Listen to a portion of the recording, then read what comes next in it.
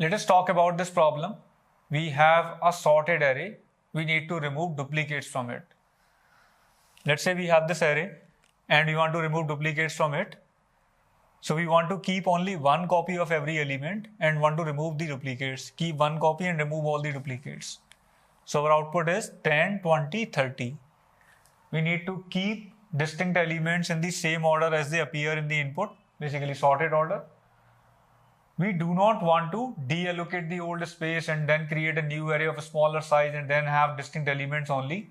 We just want to ensure that we have all the distinct elements at first positions and we return new size of this array from this function. So these four spaces are still allocated, but we do not worry about the order of these elements. Basically, the size decides how many elements are to be considered in this array. Now, if you see this example, here we have all the elements same. So we need to remove these two occurrences. We need to keep only one occurrence and return the new size as 1. So array still has space for 3 elements, but we are using a size variable to decide how many elements are to be considered. Now please pause this video and write down a function that takes an array as an argument, size of array as an argument, moves all the distinct elements to the beginning of this array and returns size of this modified array, which is number of distinct elements in the array.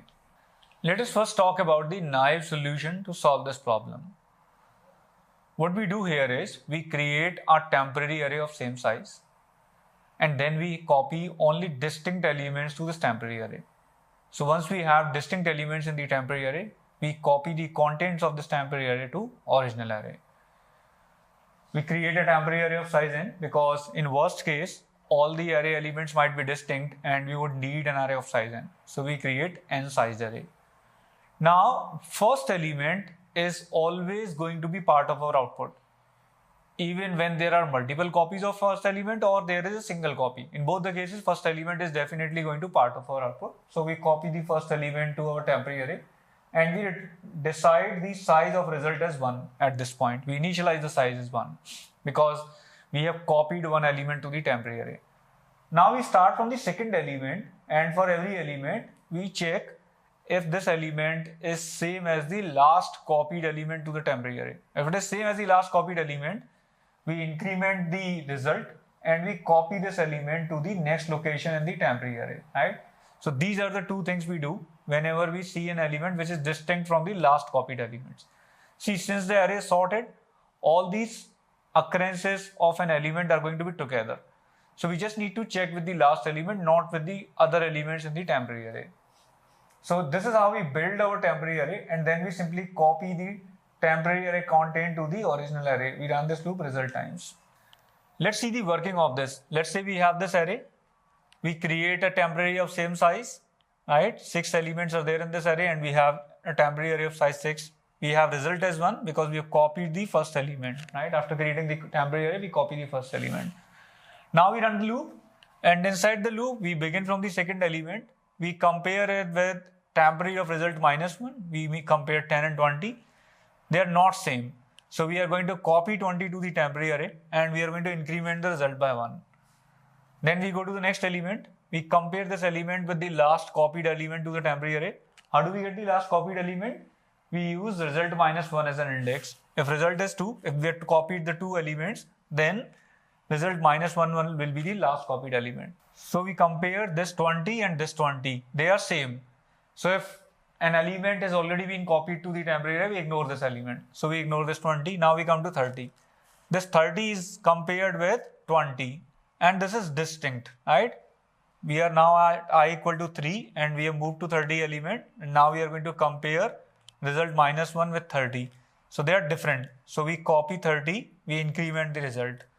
Now we come to this element, this for I equal to 4 and this element is compared with the last copied element, this element, they are same, so we ignore this.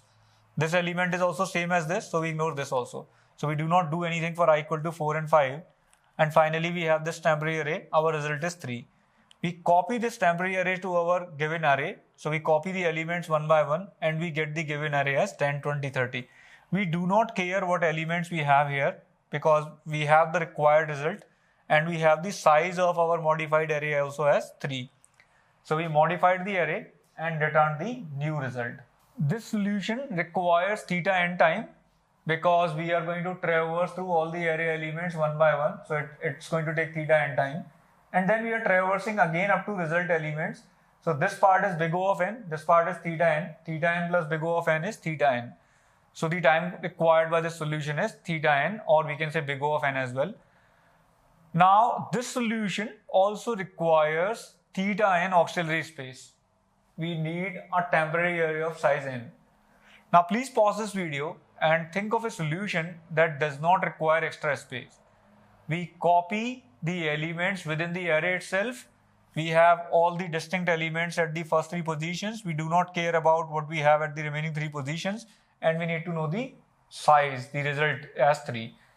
We need to do it in big O of n time and big O of 1 auxiliary space. Let us see the efficient solution now. This solution has same time but requires big O of 1 auxiliary space. Here we do not use extra array, rather we use the same array. This not only saves space but also saves extra work that was required to copy the elements back from temporary to original array. In this solution also, we initialize our result as 1. We start from the second element and then we compare every element with the last element that we included in our result. So we compare the element with array result minus 1. And if the current element is not same as array result minus 1, then we have a new distinct element. We copy it at the index result and then we increment result. And at the end, we simply return the result. That's the simple idea to solve this problem. Let's see the working of this. Say we have this array. We initialize our result as 1. So next element is going to be copied at the index 1, right? This tells you the next index also, and this tells you the current size of result also. We start from the second element. We see it's different from array result minus 1. Array result minus 1 is array 0.